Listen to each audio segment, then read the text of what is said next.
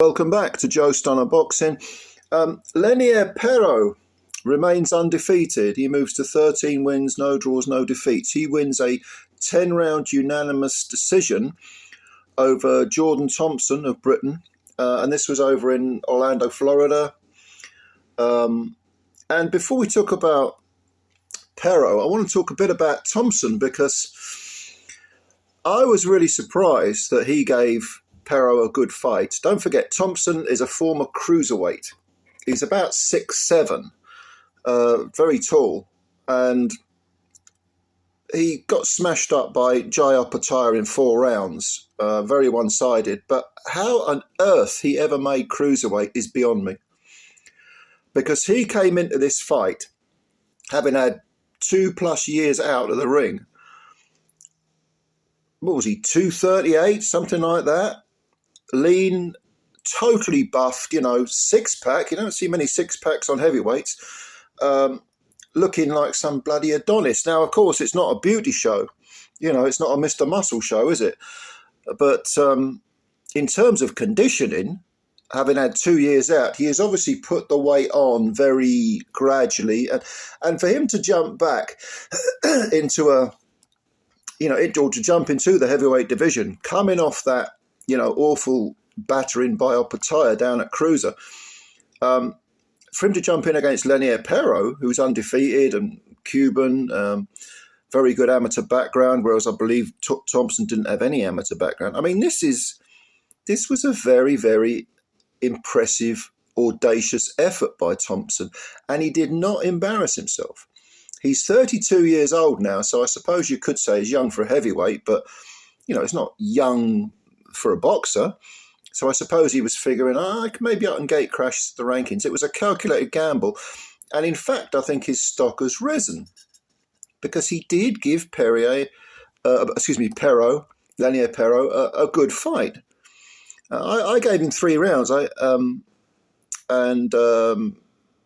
think Pero, I think 7-3 to Pero's probably the right thing. Pero he was too well schooled. He was too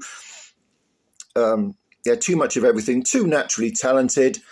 Like I say, Thompson, I don't think had an amateur career of any description. A few, was it bare knuckle fights? I think the commentator said his parents were both karate champions. So he went down the boxing route. It's fair enough. But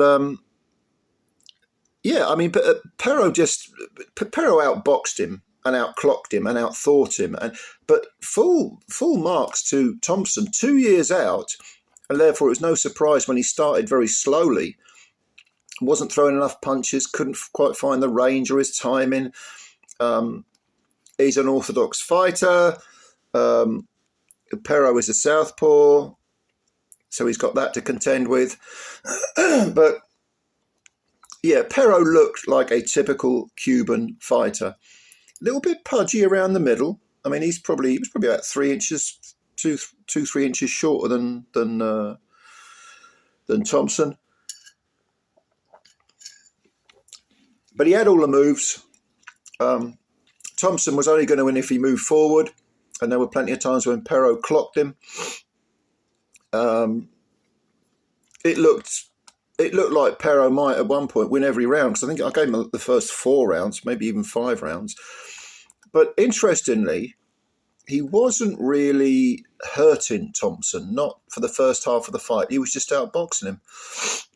He does have eight KOs in 13 wins, Pero. He's also 32, by the way. He's based in Miami, Florida, so not very far to go for this fight.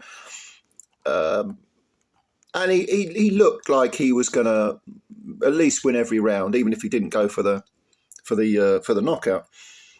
Now, Thompson, with Don Charles in his corner, gradually crept into the fight just a little bit, just enough to make it interesting and make it quite entertaining.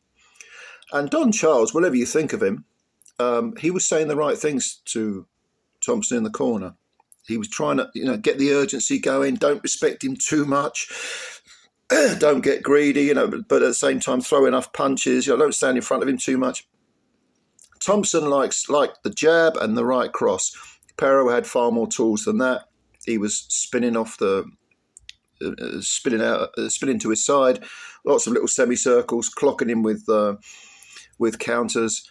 But Thompson took it. And when you consider he went out in 4 rounds against Opataya, maybe that was a weight drain, because he was weight drained. I don't know what it was. How the hell he made Cruz, I have no idea. Look at the guy now. There ain't an ounce of fat on him. And he's, almost 40 pounds heavier. It's quite amazing.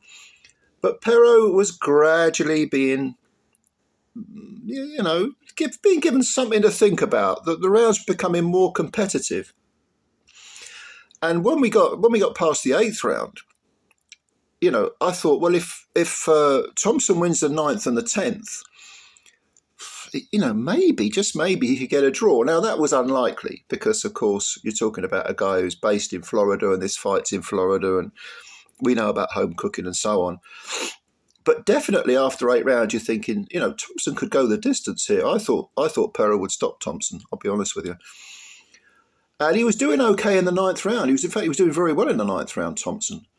But suddenly he got clipped by a left hook. And he staggered. It was for the first time in the fight he was hurt. And he tottered to the ropes. He sort of turned side on and tottered to the ropes. Pero went after him. Thompson showed a lot of bottle, like poked his tongue out as if to say, come on, I'm still here. Fair enough. He's doing all right. And Pero couldn't finish him. It was sort of close to the end of the round. In the 10th round, Thompson came out again, still trying to win. I think he and Don Charles probably knew that he wasn't going to get the decision. He just hadn't won enough rounds.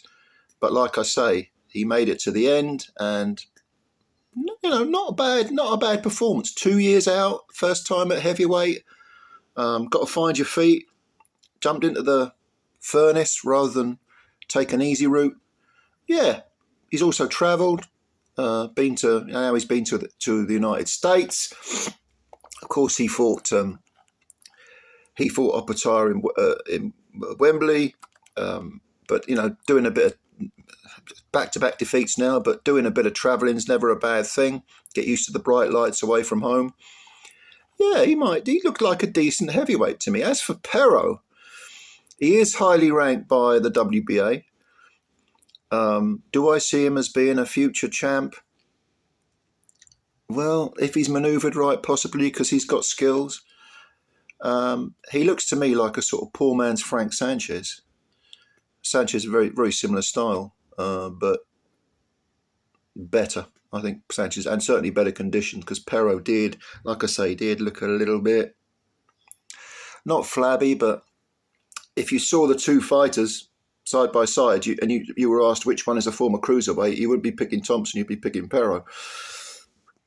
So, yeah, the jury's still out on Pero, I think, Lenier Pero.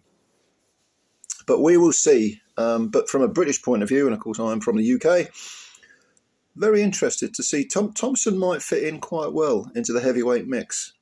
I'd be interested to see him drop down a level, maybe fight some of his fellow Brits, David Adeleye, Lance Okoli, Solomon Dakers. Those would be good matchups for Jordan Thompson, I think, and don't rule him out.